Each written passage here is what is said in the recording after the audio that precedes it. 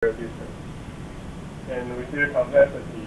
There are shortest paths between the clusters, and there are no paths larger than 4. So we see this is the random graph, and the red line means the shortest path. But in the entropy, we didn't see any shortest path. And this time, we can see here is the hub, like a small free network, and this is comparatively like a small world network. This is 3 clusters, and then has the shortest path.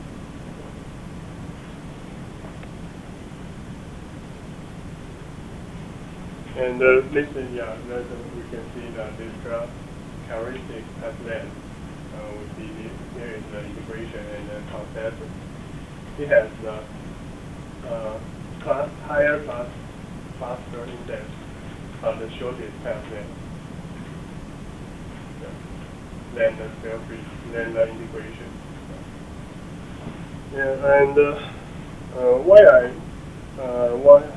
why I choose this paper, because I want to know how to build an algorithm, how they do the experiment. But when I see this paper, I think the model, because the brain is too complicated. So we just can simplify the model. The model is really too simple. Yeah, they just add some noises, but there are many noises. How can we I don't know how to explain yet.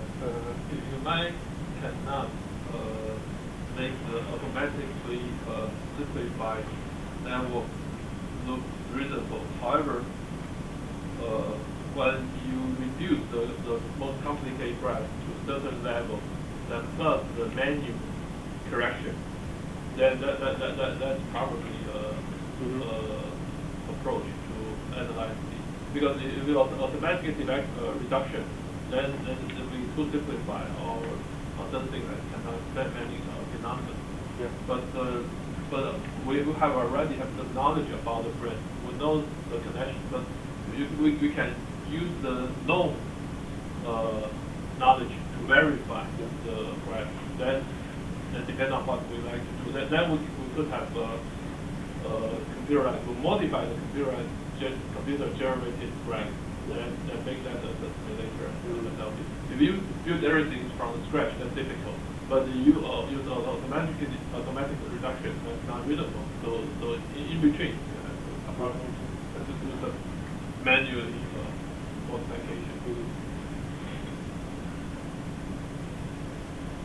Okay, and this kind of this feature is from the first paper. We can see we can in different labels. We can have the connection in different labels. The upper one is from the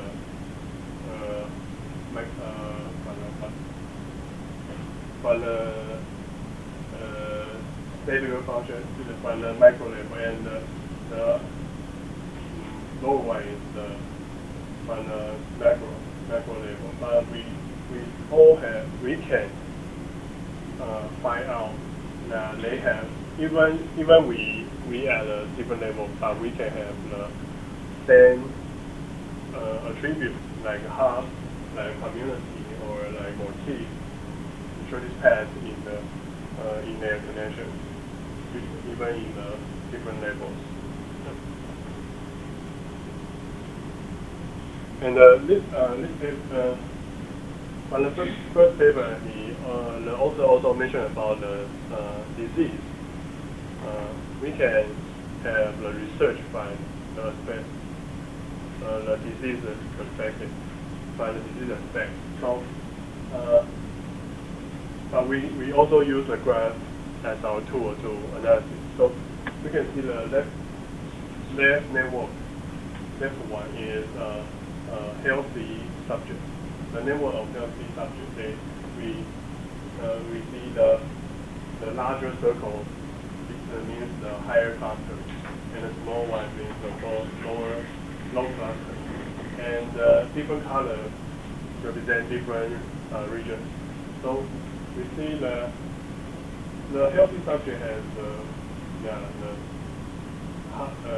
more high clustering than someone who has a brain disease like Alzheimer's or Parkinson's.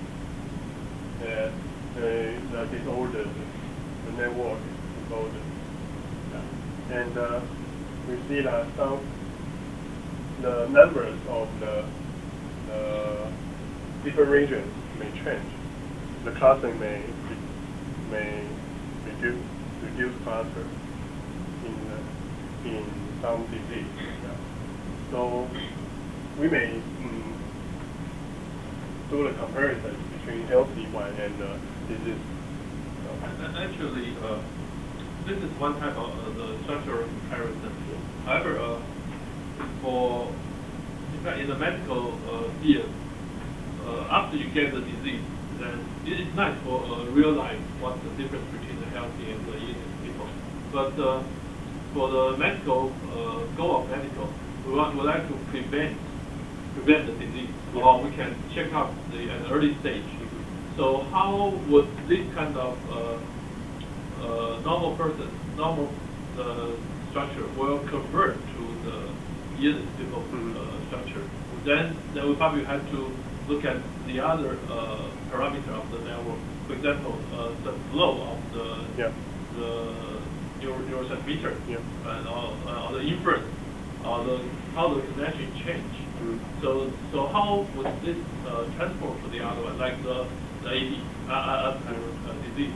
How from the people 60 years old, the person is low, but when we get older to the 80 years old, then quite a big percentage of the old men got the Alzheimer's disease. So how would this shift to that? And that probably will be more impact on the research. So that's when we analysis, that we'll probably look at the other parameters, not just the clustering, not just the distance, probably the flow or the inference, and also the more important parameters. Okay. So and the final paper, I think it's the final paper, right? The detecting community structure in social and biological networks. And the lead is also an algorithm to evaluate or to define our networks. And the author proposed algorithm that detects the community structure. Yeah. We can see we have the cluster in network, or we have more larger the community as that we can see at Facebook. We have the community page, right? So in the author wants to he would like to detect the community structure. So he mentioned about the traditional method is to see the node, the non-independent. That means from one node to the other node, they have the different paths, right? So traditionally we count the different paths of the nodes between the edges between the two nodes, and we have some values, right? And we do the sorting. Yeah, we sort this kind of these values, and then we build a graph. We add several nodes to the plane, and we didn't give the edge, and then we see